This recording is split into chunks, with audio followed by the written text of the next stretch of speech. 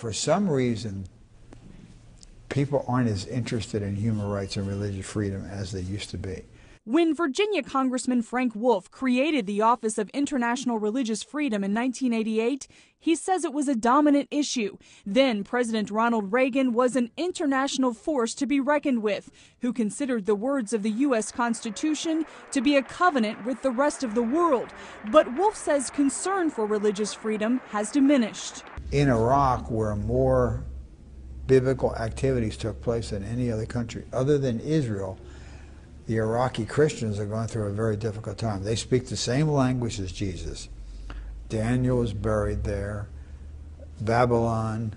Abraham is from Iraq. Esther is from Iraq.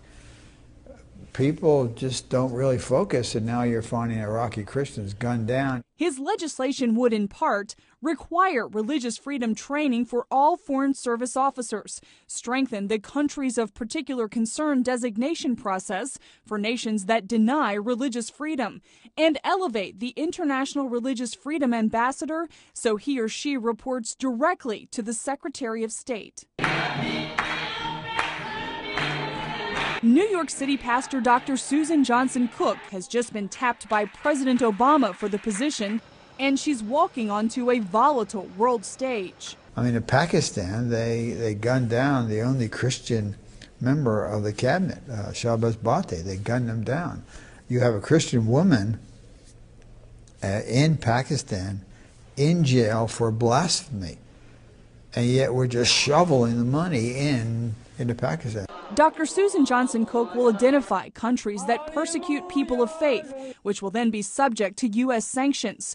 Congressman Wolf says religious freedom is an American issue. When a country has human rights and religious freedom, they're generally a democratic country. They're generally a country that you're not at war with. You're not arguing with, you're not fighting with. Looking ahead to 2012, Congressman Wolf intends to write a letter to every Republican candidate running for president, urging them to make human rights and religious freedom a top priority. Jennifer Wishon, CBN News, Washington.